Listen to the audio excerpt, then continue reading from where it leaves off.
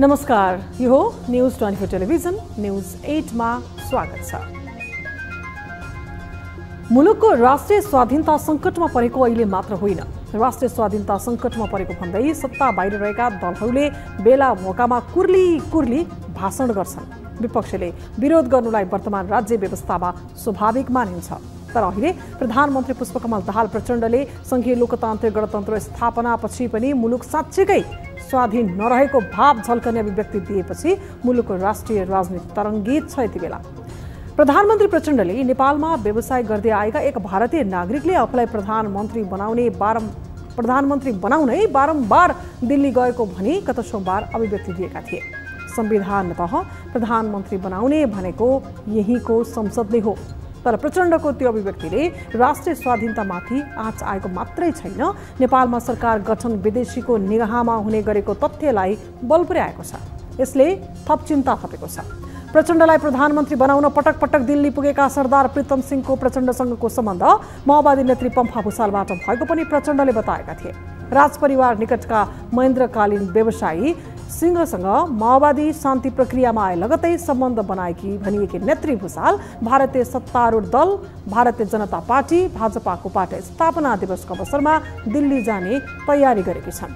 छिमेकी देशका पार्टीहरूसँगको सम्बन्ध विस्तार गर्न भन्दै पार्टी स्थापना दिवसका लागि दिएको निम्तोमा भुसालले दिल्ली जाने तयारीले थप संशय पनि पैदा गरिदिएको छ।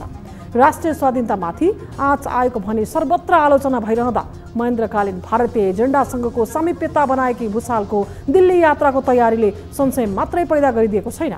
धर्मरायको प्रचण्ड सरकारलाई पुनः बलियो अस्त्र निर्माण गर्न दिल्लीले रणनीतिक पासा फ्याँक्ने युक्ति सुझाएर पठाउने छ भन्ने आशंका गर्ने प्रशस्तै ठाउँ छ। अब न्यूज 8 का हेडलाइन्स। सभामुखकै समर्थन लिएर कांग्रेसका उद्धव थापा बने कोशी प्रदेशको मुख्यमन्त्री। सभामुखको नभई प्रदेशसभा सदस्यको समर्थन लिएको दावी, सभामुखलाई गणना गरिएकोमा एमालेको भने आपत्ति।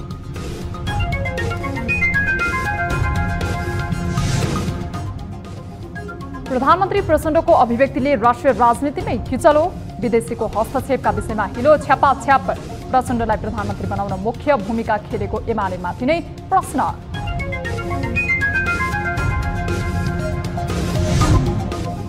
माध्यमिक शिक्षा परीक्षा एसईई को नतिजा सार्वजनिक।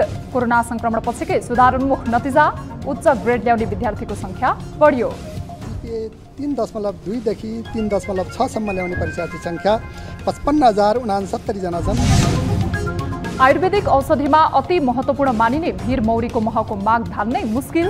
मानवीय तथा प्राकृतिक विपत्तिका कारण मासिँदैछ भीरमौरी, व्यवस्थापन गर्न नीतिको अभाव। कुर्जी काटिसकेपछि रोल्टी तिरिसकेपछि चाहिँ हामी भिरमा आउने हो हैन।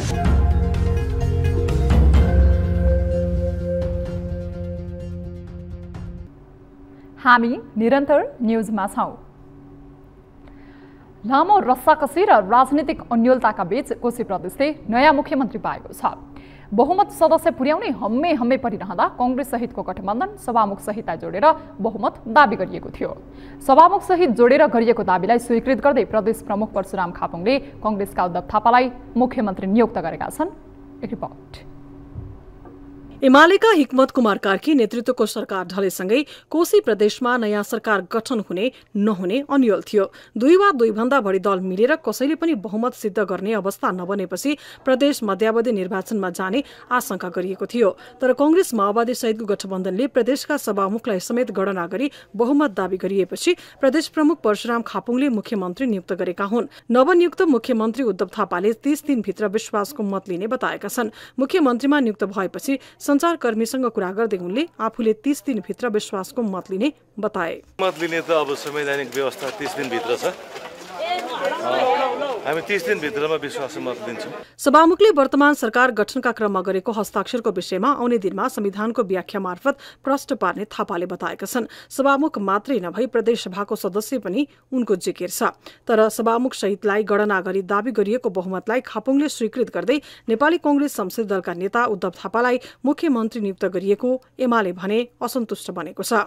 सभामुख पदमा आसीन व्यक्ति निष्पक्ष र तटस्थ भूमिका रहने हुँदा कुनै निश्चित दलको संख्या गणना गरी सोही आधारमा प्रदेश सरकार गठन प्रक्रियामा बहुमत पुर्याएको भने संविधानको धारा 168 2 बमोजिम सरकार गठनका लागि दाबी पेश भई आएमा मुख्यमन्त्री नियुक्ति नगर्नका निम्ति माननीय प्रदेश प्रमुखज्यू समक्ष विनम्रतापूर्वक यो ध्यानाकर्षण पत्र पेश गरेको छु। तर सभामुख सहितलाई गणना गरी दाबी गरिएको बहुमतलाई खापुङले स्वीकृत गर्दै नेपाली कांग्रेस संसदीय दलका नेता उद्धव थापालाई मुख्यमन्त्री नियुक्त गरिएकोमा एमाले भने असन्तुष्ट बनेको छ।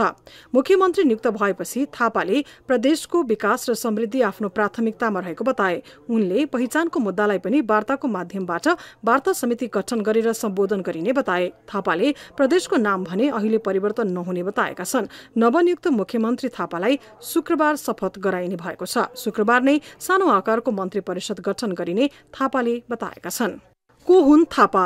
2014 साल मंगिर 15 गते जन्मिएका थापा झापाको अर्जुनधारा नगरपालिका 4 का स्थायी बासिन्दा हुन्। थापाले 2032 सालमा नेपाली कांग्रेसको विद्यार्थी संगठन नेभी संघको सदस्यता लिएर राजनीति शुरू गरेका थिए। 2047 सालमा अर्जुनधारा गाउँ समिति सचिव बनेका थापा 2048 सालको 8औं जिल्ला अधिवेशनबाट पार्टीको 2 नम्बर क्षेत्रीय सभापति निर्वाचित भए।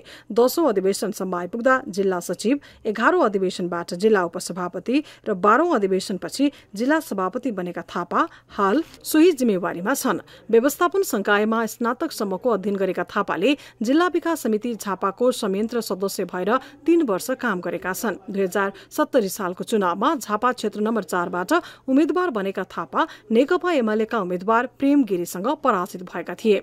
न्यूज 24 टेलिभिजनका लागि मोरङबाट टिभी जर्नलिस्ट तारा आचार्यको रिपोर्ट। प्रधानमन्त्री पुष्पकमल दाहाल प्रचण्ड पुस 11 गते नेकपा एमालेको समर्थनमा प्रधानमन्त्री नियुक्त भएका थिए। 2 महिना नपुग्दै प्रचण्डले गठबन्धन बदले। कांग्रेस सहितको पुरानै गठबन्धनमा आएका प्रचण्डको राजीनामा माग गर्दै एमालेले यतिबेला संसद अवरुद्ध गरिरहेको छ। प्रचण्डको आफ्नै अभिव्यक्तिका कारण प्रधानमन्त्रीबाट राजीनामा दिनुपर्ने एमालेले बताएको छ। तर प्रचण्डको राजीनामा मागेको एमालेतिरै प्रश्न तेर्सिएको छ। एमालेले प्रचण्डलाई किन प्रधानमन्त्री बनायो? एक रिपोर्ट। नेकपा माओवादी केन्द्रका अध्यक्ष समेत रहेका प्रधानमन्त्री पुष्पकमल दाहाल प्रचण्ड यतिबेला सर्वत्र आलोचित छन्। उनले सोमबार ललितपुरको कुपण्डोलमा आयोजित सरदार प्रीतम सिंहकी छोरीको पुस्तक विमोचन कार्यक्रममा सिंहको प्रशंसा मात्रै गरेनन्, आफूलाई प्रधानमन्त्री बनाउन सिंहले पटक पटक दिल्ली धाएको अभिव्यक्ति पनि दिए। उक्त अभिव्यक्ति अहिले प्रचण्डकै लागि भारी भएको छ। महेन्द्रकालीन समयमा व्यवसाय गर्न भन्दै नेपाल छिरेका भारतीय नागरिक प्रीतम सिंह महेन्द्रकै पालादेखि राजपरिवारसँग नजिक छन्। शान्ति प्रक्रियामा आए लगत्तै सिंहसँग माओवादी नेत्री पम्फा भूषाल मार्फत सम्बन्ध नजिक बनाएका प्रचण्ड आफैले प्रधानमन्त्री बन्न दिल्ली धाउनुपर्ने आशय व्यक्त गरेपछि अहिले सबैभन्दा बढी एमाले विरोधमा उत्रिएको छ। राष्ट्रिय स्वाधीनता वरिपरिको अभिव्यक्ति भन्दै एमालेले बुधबारदेखि संघीय संसदको दुवै सदन चल्न दिएको छैन। एमालेको अवरोधका कारण प्रतिनिधि सभा शुक्रबारका लागि बोलाइएको छ भने बिहिबारको राष्ट्रिय सभा बैठक पनि एमालेकै अवरोधका कारण स्थगित भयो। प्रधानमन्त्रीको कुर्सीमा बस्न लायकको हुनुहुन्न, उहाँले तत्काल राजीनामा दिएर मार्ग प्रशस्त गर्नुपर्छ भन्ने कुरा नेकपा एमालेको संसदको तर्फबाट मैले आफ्नो धारणा राख्न पाउँछु, धारणा राखिरहेको छु। म यही कुरा जानकारी गराउँदै यो सदनलाई कामलाई अगाडि नबढाइयोस् यही भन्न चाहन्छु। धन्यवाद। प्रधानमन्त्री बन्न दिल्लीको आशीर्वाद चाहिने आशय सहितको प्रचण्डको अभिव्यक्ति भन्दा केही समय अघि माओवादी केन्द्रकै उपाध्यक्ष एवं प्रवक्ता कृष्ण बहादुर महराले सरकार विदेशीले चलाउने गरेको अभिव्यक्ति दिएका थिए। महराको यस्तो अभिव्यक्तिको खासै चर्चा चलेन। अहिले प्रचण्ड आफैले दिएको अभिव्यक्तिले महराको अभिव्यक्तिलाई पुष्टि गरिदियो। चौतर्फी आलोचना हुन थालेपछि प्रधानमन्त्री प्रचण्डले आफैले दिएको अभिव्यक्तिलाई गलत ढंगले बुझिएको भन्दै बुधबार विद्यार्थी समूहको एउटा कार्यक्रममा सच्याउन खोजे।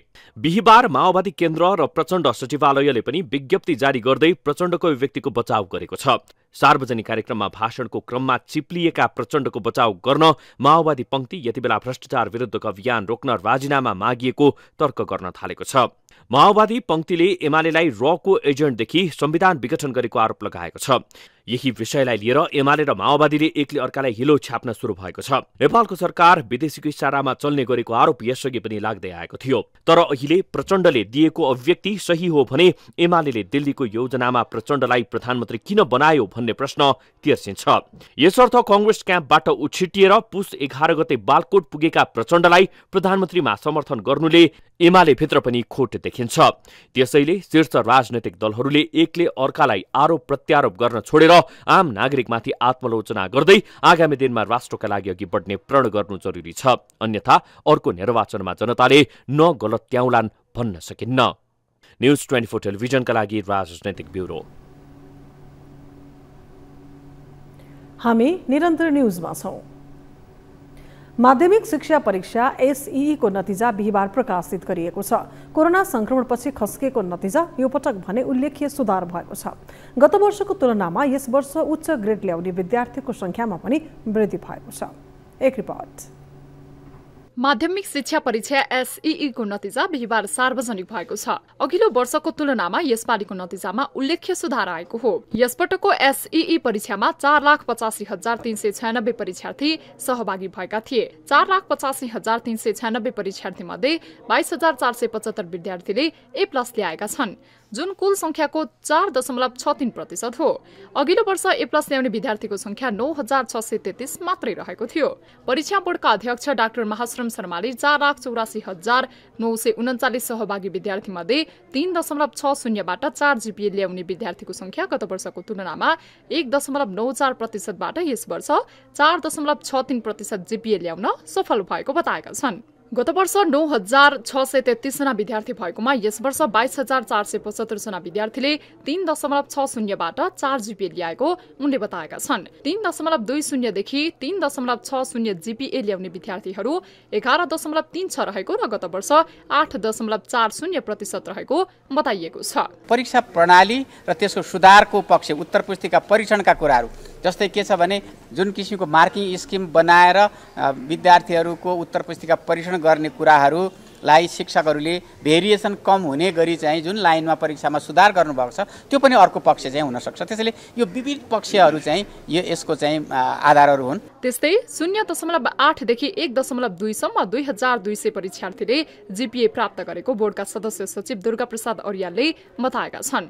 उनका अनुसार 1.2 देखि 1.6 सम्म 38,770 परीक्षार्थीले उक्त GPA प्राप्त गरेका छन्। त्यस्तै 1.6 देखि 2 सम्म ल्याउने 88,447 परीक्षार्थी रहेका छन्।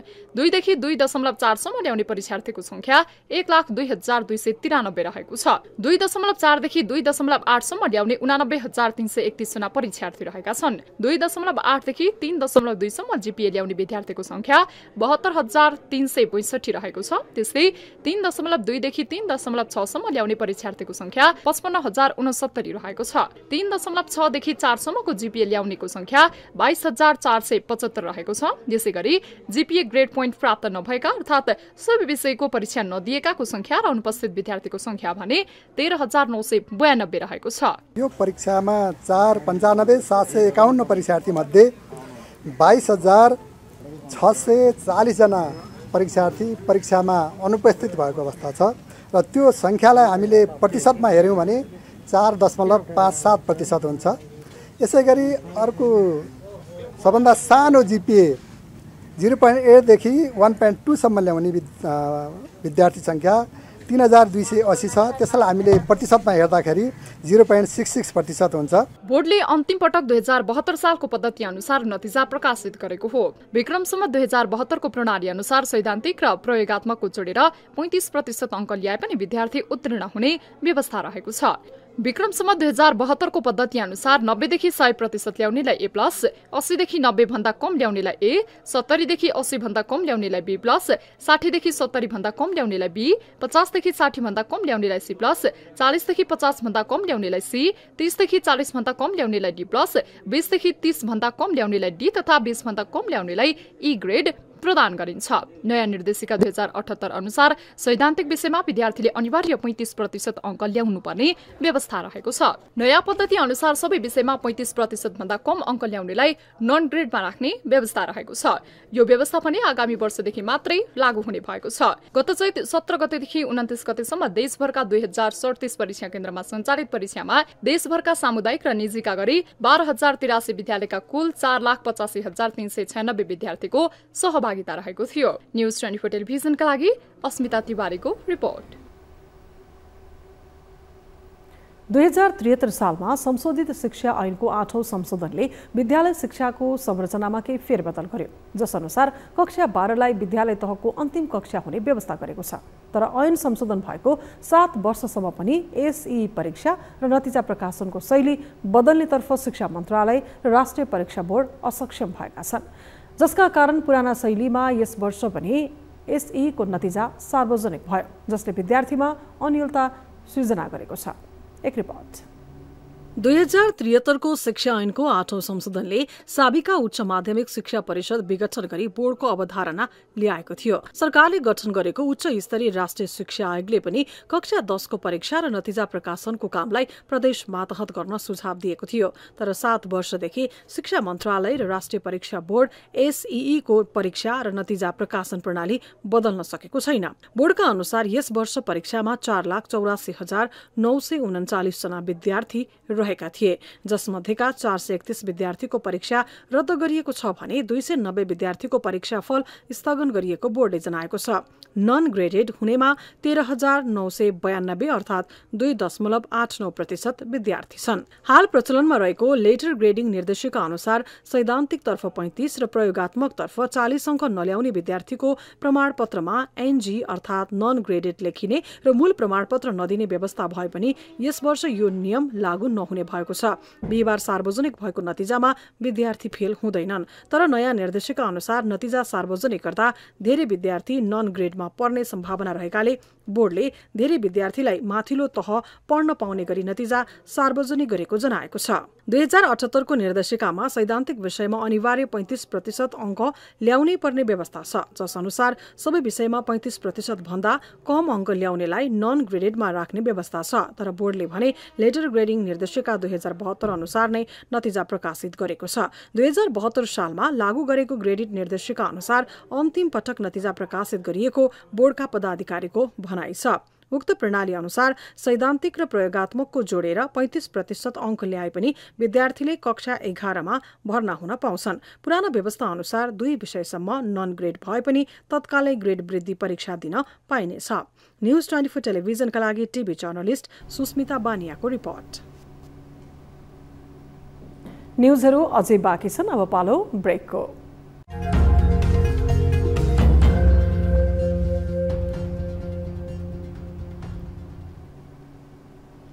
हामी निरन्तर न्यूजमा छौं।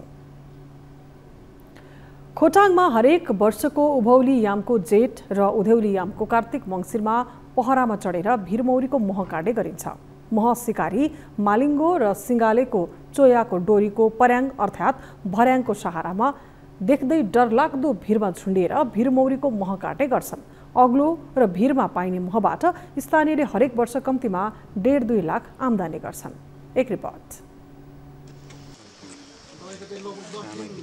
खोटाङको कोपिलासगढी गाउँपालिका 2 फेदीका स्थानीयले ज्यान दाउमा राखेर भिरमौरीको शिकार गर्ने गरेका छन्। फेदीको तेरावा र माखम्लाका स्थानीयले जोखिम मोलेर डरलाग्दो पहरामा झुन्डिएर भिरमौरीको मह काट्छन्। स्थानीयले चिलिम लाहुरे पोखरी सामुदायिक वनमा पर्ने तेरावा भिर, माखम्ला भिर र रिपदला भिरमा हरेक वर्ष हनी हन्टिङ गर्ने गरेका छन्। हरेक वर्षको उभौली यामको जेठ र उधौली यामको कार्तिक मङ्सिरमा पहरामा चढेर भिरमौरीको मह काट्ने गरिएको छ। फेदीका स्थानीयले आफ्नो पुर्खाको पालादेखि भिरमौरीको मह काट्दै आएका छन्। यही कारण उनीहरूले हनी हन्टिङलाई आफ्नो पुर्खौली पेसा र परम्पराका रूपमा पनि लिने गरेका छन्। बाजे पुर्खाले गरिलेको रहेछ। गरिले हेर्दाखेरि यो हाम्रो राई किराँतीको चाहिँ किरा खाने जात, मौरी खाने जात, चेफा खाने जात, पा खाने जात भएको रहेछ। भिरमौरीबाट हरेक वर्ष कम्तीमा 1.5-2 लाख आम्दानी हुने गरेको स्थानीय बताउँछन्। अग्लो र विशाल भिरमा पाइने भिरमाहुरीको मह काट्न स्थानीय होल बाँधेरै जाने गर्छन्। साहसिक तरिकाले डोरीमा झुन्डिएर मह खसालेको हेर्न जानेको संख्या उत्तिकै हुन्छ। भिरबाट झारिएको मह आपसमा बाँडेर बिक्री गर्ने गरिन्छ। सामुदायिक वन समूहलाई वार्षिक 3000 रोयल्टी बुझाएर मह काट्ने गरिएको छ। भिरमा आउनुभन्दा पहिला चाहिँ हामीले यसको रोयल्टी तिर्नुपर्छ। जस्तै हाम्रो समूह छ होइन, सामुदायिक वनमा हामीले पुर्जी काटिसकेपछि रोयल्टी तिरिसकेपछि चाहिँ हामी यहाँ भिरमा आउने हो होइन। त्यतिखेर त सबभन्दा होसियार त के रहनु पर्यो भने तपाईँको जतासुकै जे गरे पनि अब आइरहोस् टोकिरहोस् होइन, आफू चाहिँ सक्षम हुनु पर्यो, म झर्नु भएन भन्ने कुरो चाहिँ त्यहाँनिर हुनु पर्यो। मह काट्नका लागि स्थानीय मालिङ्गो र सिंगानेको चोयाका लट्ठा, पर्याङ, सुट, गादा, टाँगो, लामो दाबिलो, तसुरो, डालो, छपनी, भाँडा, जग, रबरको बोतल लगायत बोकेर स्थानीय भिरमा पुग्छन्। साना साना बोतलमा राखिएको भिरमौरीको मह प्रति केजी 2000 मा बिक्री हुन्छ। 2.5 लिटरको बोतलको 6000 मूल्य पर्छ। तर यसरी काडिएको महको माग भने स्थानीयले धान्न सकेका छैनन्। उभोको मौरी फर्केर आउनु नसक्नु कारण फेरि अहिले यति बेला सबैतिर यो खोला खेदेर फर्किन्छ। खोला खेदेर फर्किन्छ। अब उसको बाटो कोही ठाउँ अब कोही जाति कता कोही जाति कता हुँदो रहेछ र त्यसरी नै फेरि पछि कार्तिकमा पाला भदौ असोजदेखि यहाँ पनि अलिक बढ्छ। फेरि कहिले अस्ति कार्तिकमा 10 पल्ला थियो। भिरमौरीको मह औषधिका रूपमा प्रयोग हुने गर्दछ, त्यसैले यसको माग बढेको हो। औषधिकै रूपमा प्रयोग हुने भएकाले पनि सामुदायिक वनमा रोयल्टी तिरेर मह काट्न दिएको स्थानीय जनप्रतिनिधि बताउँछन्। पर्यटन प्रबन्धनको निम्ति हामी चाहिँ तपाईँको लाग्ने चाहिँ एक हिसाबको एउटा प्लानिङहरू छ। यसमा तपाईँको पालिका दाजुको पनि ठुलो भूमिका छ होइन। त्यस हुनाले तपाईँको हामी यो ठाउँहरूलाई तपाईँको चाहिँ अब यहाँ भिरमहरू विगतमा तपाईँको चाहिँ 40 पोका थियो भन्ने छ नि।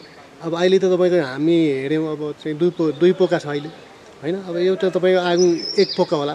त्यसो हुनाले तपाईँको चाहिँ यसलाई मेरो प्लानिङ चाहिँ 1-2 वर्ष तपाईँ यसलाई नकाट्दा होइन।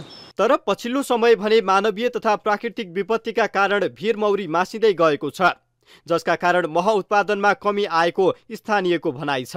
न्युज 24 टेलिभिजनका लागि खोटाङबाट टिभी जर्नलिस्ट दिनराज कार्कीको रिपोर्ट। आफ्नै कर्मचारीले किन्न नमानेको र फर्जी खरिदकर्ता देखाएको घोराई सिमेन्टको आइपिओ फेरि पनि निष्कासन खुला गरिने भएको छ।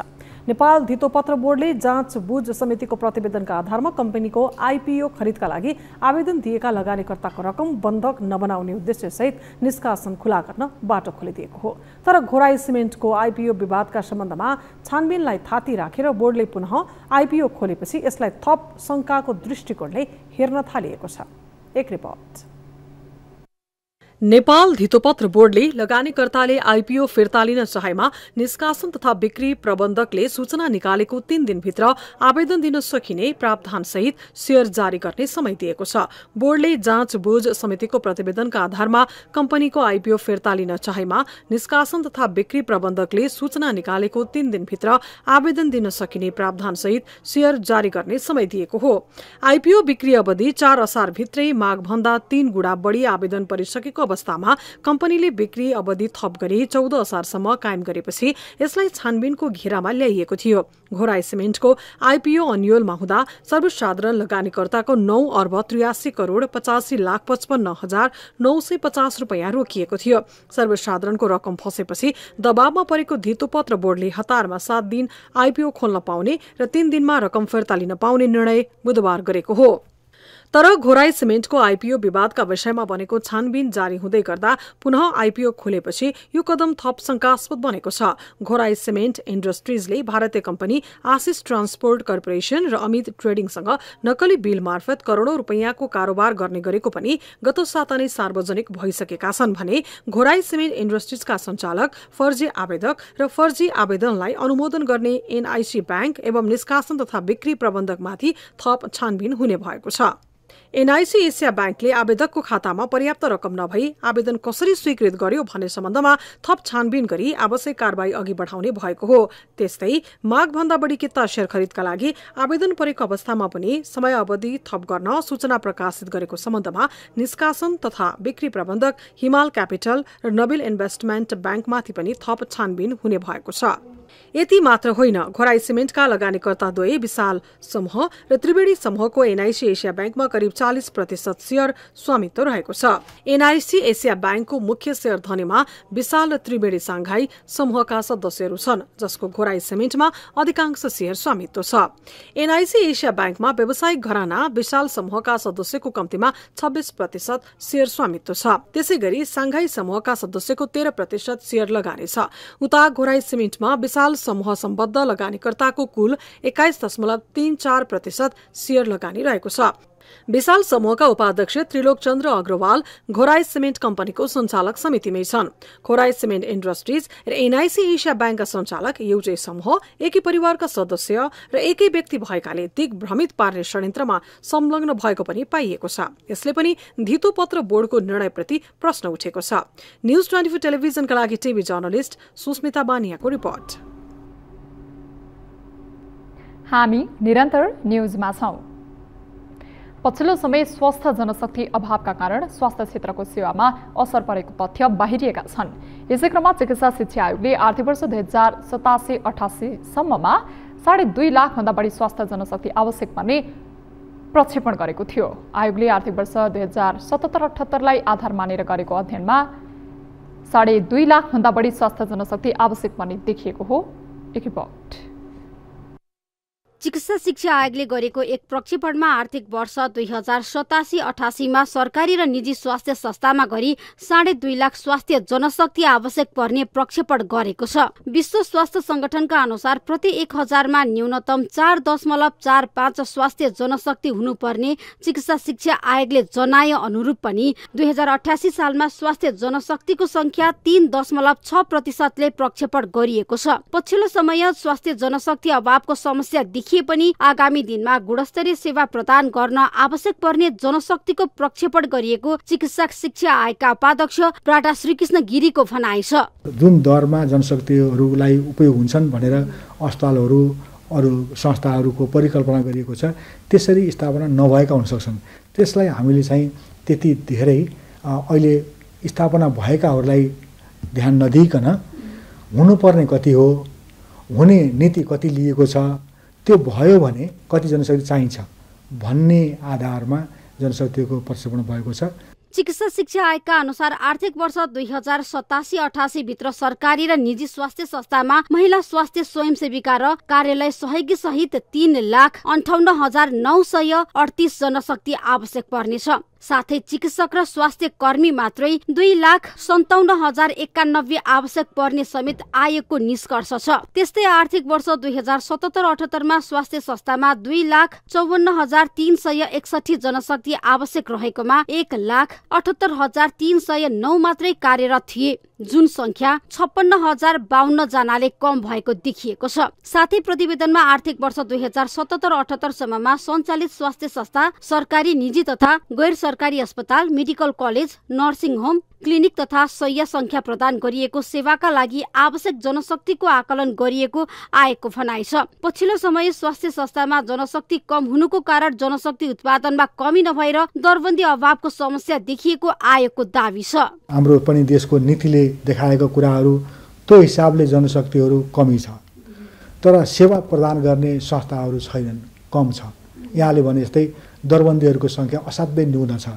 त्यसकारण चाहिँ त्यो दरबन्दीमा बसेर सेवा गर्ने कुराहरूको सन्दर्भमा सेवा जुन डेलिभरी दिनुपर्ने हो त्यो डेलिभरी दिने संस्थाहरूको विकास त्यसरी भएको छैन। आयोगका अनुसार यस वर्ष चिकित्सातर्फ स्नातक तहमा 7,659, स्नातकोत्तर तहमा 1,684 र स्नातकोत्तर भन्दा माथि 109 जनशक्ति उत्पादन हुने आयोगको भनाइ छ। त्यस्तै nursing, general medicine, dental science, ayurvedic health science, physiotherapy, pharmacy लगायत 11 माध्यम तथा आधारभूत तहका विषयमा 12,102 स्वास्थ्य कर्मी उत्पादन हुनेछन्। स्वास्थ्य जनशक्ति उत्पादन बढे पनि अस्पतालको संख्या अनुसारको दरबन्दी नहुनु तथा भएका दरबन्दी पनि रिक्त भएका कारण समग्र स्वास्थ्य सेवा प्रभावित बनेको जानकारहरूको बुझाइ छ। न्यूज 24 टेलिभिजनका लागि क्यामेरामा महेश्वर केसीको साथमा टिभी जर्नलिस्ट त्रिगुडा भट्टराई बस्नेत, काठमाडौँ। हामी निरन्तर न्यूजमा छौं। अब स्पोर्ट्स न्यूज।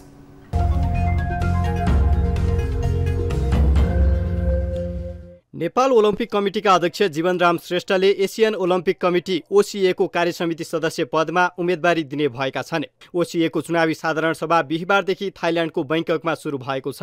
उक्त साधारण सभामा सदस्य पदमा उम्मेदवारी दिने जीवनरामको तयारी छ। ओसिएको चुनावी साधारण सभामा सहभागी हुन बिहिबार श्रेष्ठ सहित एनओसी महासचिव निलेन्द्र राज श्रेष्ठ र कोषाध्यक्ष रतन टण्डन थाइल्याण्ड प्रवेश गरेका छन्। साधारण सभा आइतबार समापन हुने कार्यक्रम रहेको छ।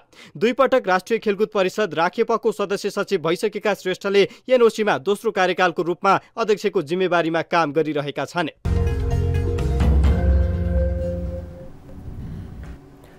अब न्यूज 8 को अन्त्यमा पुनः हेडलाइन्स। सभामुखकै समर्थन लिएर कांग्रेसका उद्धव थापा बने कोशी प्रदेशको मुख्यमन्त्री। सभामुखको नभई प्रदेश सभा सदस्यको समर्थन लिएको दाबी। सभामुखलाई गणना गरिएकोमा एमालेको आपत्ति।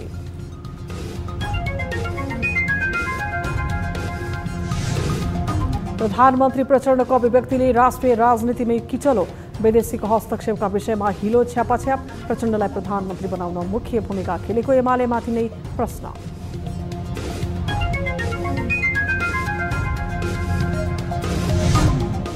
माध्यमिक शिक्षा परीक्षा एसई को नतिजा सार्वजनिक। कोरोना संक्रमण पछिकै सुधार उन्मुख नतिजा। उच्च ग्रेड ल्याउने विद्यार्थीको संख्या बढ्यो। 3.2 देखि 3.6 सम्म ल्याउने परीक्षार्थी संख्या 55,069 जना छन्। आयुर्वेदिक औषधिमा अति महत्त्वपूर्ण मानिने भीर मौरीको महको माग धान्नै मुस्किल। मानवीय तथा प्राकृतिक विपत्तिका कारण मासिँदैछ भीर मौरी। व्यवस्थापन गर्न नीतिको अभाव। कुर्जी काटिसकेपछि रोल्टी तिरिसकेपछि चाहिँ हामी यहाँ भिरमा आउने हो हैन।